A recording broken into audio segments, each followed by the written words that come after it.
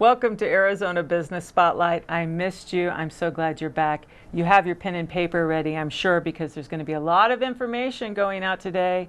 And we know that this is a show about startups, entrepreneurs, innovators, the best of the state of Arizona with businesses. So you're going to learn a great deal today. Joining me today, we have Chip Norton from Salt Mine Wine, and also two international interns that are working with the Economic Development Group there in Camp Verde. So it's all about the town of Camp Verde today, but we can all learn and glean something. So be listening and have your pen and paper ready. Joining me right now in studio is Chip Norton. He's a co-owner, and I love that Hawaiian shirt that you got going on there. I'm feeling very, very tropical with the ficus trees and your shirt and the wine. You can never go wrong with wine. Salt Mine Wine. Right there, salt and wine. Two of my favorite things. Can't go wrong with that. Where did you come up with the title for your wine? Well, it's place-based. From our vineyard, we're located on Salt Mine Road, which is named after Salt Mine Wine, which is a prehistoric salt mine in Camp Verde. It was one of, I think, only two salt mines that in northern Arizona that were part of rituals of Native Americans, and a lot of the Native American tribes would journey to Camp Verde to mine salt. So again, and with our business, I mean, it's important to us that it's place-based. So you can sit up there on the patio up at our vineyard, and you can look across and see the salt mine. It was mined later in the 1920s after the European settlement, and until it was no longer economically feasible to mine it. But anyway, when you look out from the patio at our vineyard, you're looking right at the salt mine, and if you look a little further to the east, you're looking at the Verde River and the cottonwoods and willows along the Verde River. So it's a great view. That's gorgeous. And you are working Salt Mine Wine with your brother, so this is a family business? It's a family business. My brother and I, it's one of our encore careers. When we retired from our career. Yay! Everybody out there that loves wine is like, thank you, Chip, thank you. We were in a family construction business together, and our family's pretty close, and then we decided to do something that had a little less pressure on it, that we didn't need the money to pay the mortgage, but just something that we loved and wanted to do. And my brother really loves wine. He's always wanted to make wine and grow wine grapes. So it was a good fit for us to get in the business. And we actually, speaking of a family affair, my mother's painting's on the label. So I love your labels. I was going to ask you about that. Yeah, she was an artist, and so it's all in the family. And it's all about the place, too. Well, what a great legacy. That's what I hear when you're talking. You hear your mother was an artist. She'd be very proud of her sons working together just to get your children to work together. She liked it. She would be proud that we're not arguing, because we do that a lot as well. As a mother of three, I think that's the greatest gift that children can give their parents is get along. Maybe you can have a winery someday. Yeah, right. You know, you mentioned the Native Americans and mining salt, and I think of salt and wine as being very medicinal. Isn't it interesting the history of wine when you look back to Mesopotamia, to Greece, to how wine was used and how it's evolved? Yeah.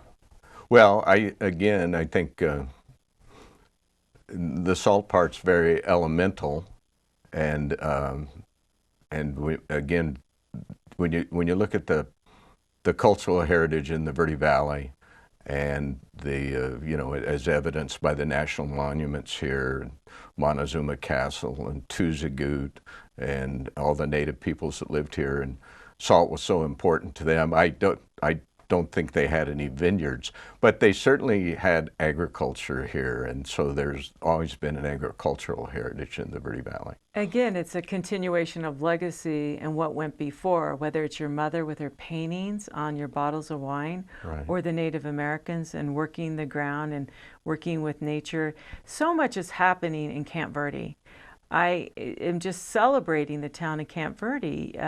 Here on Arizona Business Spotlight, we've interviewed JT Bistro, now you, and then also we're going to be having some international interns on that are working with Economic Development Committee there. So a lot of great things happening in the town of Camp Verde. Why did you pick that specific area to grow your vineyards? Well, I think it was more we picked up. It picked you? I picked Camp Verde as a place to live. My wife and I, we actually met in the Grand Canyon, and we wanted to pick a place where we had access to the outdoors. We're both outdoors people, so we wanted a place with a good climate where we could do a lot of good outdoor stuff. We wanted to live in a small town with friendly people, and we're both very interested in being in a place that had active agricultural concerns going. So when we were looking around in the central valleys of Arizona for, the place where we wanted to dig in and, spend the rest of our lives, the reason Camp Verde rose to the top was, again, the cultural heritage, but there's so much really great stuff going on there in terms of agricultural stuff, a small scale that's readily accessible. We've got Hauser Farms and their sweet corn. Down the street from us is a You Pick 'em tomato stand where you go pick produce, and it's on the honor system. You put money in a can and then you go out and pick your own produce. There's a great farmers market there. The heart. And then with the wine thing getting going in the Verde Valley, it just seemed, and at Clear Creek Vineyard and Winery, Ignacio already had I think he's got some of the oldest vines in the Verde Valley, and to see the kind of wine that he was producing, we thought this is a good fit. This is the right place. Lots of vineyards, a lot of things going on here in Verde Valley. We're going to be talking about your wine specific and the difference between red and white and what you have available and how people can order that in just a moment. More Arizona Business Spotlight. Don't go anywhere. Talking wine today.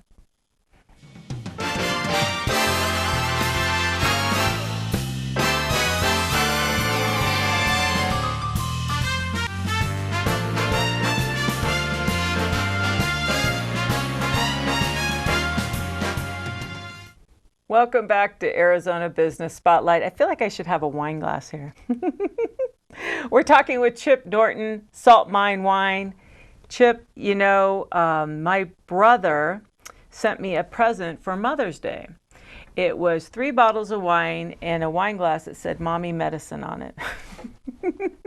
That's perfect. We talked about wine being medicinal in different cultures. We know in France and Spain, they drink wine almost like water. It's just commonplace there. Do you feel like the wine is integrating more into the American culture? And I enjoy wine. They say red wine's good for your heart. Well, my wife believes that. I like your wife already. And she has a strong heart. So yeah, I don't know all the statistics about wine in the American culture, but I know that when I was growing up, that most of the men that were in my dad's business, they drank beer, and now, and I'm still very tied into the construction industry as far as knowing a lot of people. Now they drink beer and wine. Right. So I think the answer is yes. So tell us a little difference between red and white wine, and the varieties that you have at Salt Mine Wine. Well, all of our varietals are Italian, and I think that goes back to separate trips that my brother and his wife went to Italy at one time, and my wife and I did. And in traveling around Europe, we both just fell in love with the Italian wine. And I think a lot of that gets back to what I mentioned earlier. I think it was place-based, and it's being at that place, drinking that wine, really had an impact on us. We have one white wine, which is a Malvasia Bianca, which we did our first harvest this year, and congratulations. That's a lot of grapes. And then we have quite a few red wines. We have a Sangiovese, which is a primary wine, typically in Chianti. We have Barbera, Montepulciano, Aglianico, Primitivo, and probably a couple other trunk twisters in smaller quantities. But so we focused on the Italian wines, and just our idea was, let's grow Italian wines in this place in Camp Verde, near the salt mine, near the Verde River, and just have it be a place-based vineyard and winery where you can buy good and drink good Italian wines. I've heard that about Italian wines. My mother-in-law traveled all over Italy, and she said that it's a different flavor and a bite to it that is just so, it's not a bite. In other words, it's very smooth. So where can we get your wines at? Well, or order? Right now I would suggest you go to our website. And again, we're a little premature with the interview. It's going to be a couple weeks before it's up. Or you can call my brother, and I think you've got the phone number up there. So yes. Either go to our website, be patient for a couple weeks, and there'll be information on how to buy our wine. And if you want to harass my brother, you can call the phone number and pester him. The wine is available now, but we're a little bit out front with the interview as to having the setup for people to come up and buy it at the vineyard. Well, we're getting there, and it's a process, and you bring that up. So saltminewine.com, just keep checking that, write it down, because we're going to be testing this wine, and I know it's going to be delicious, so I'm excited about that. Maybe not right now on the show, but saltminewine.com, keep checking for that website. It's under construction, and we're talking about, on this show, Arizona Business Spotlight, and it is spotlighting the process of a business. And you just mentioned a very good point. It's that, marketing and advertising and creating top of mind awareness, you can never do enough of that. And being that wine that eventually people will be ordering for celebrations and for Mother's Day, and they can come out and hopefully soon in stores. Well, I think what we're going to start out with is that the agritourism approach, where people can come up to the vineyard on the weekend to buy wine.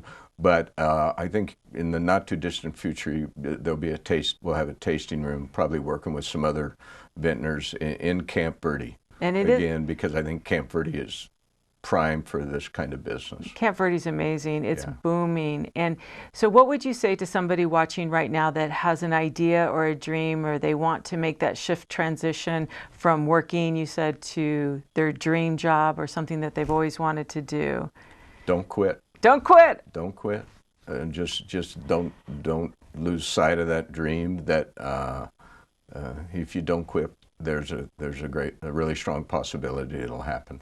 That's a common thread, that perseverance that I've been hearing for all the great Arizona businesses, is just to keep on keeping on. Right. Is there any last thing you'd like to share with our viewers about the wines, or anything? Yeah, there were a lot of lessons.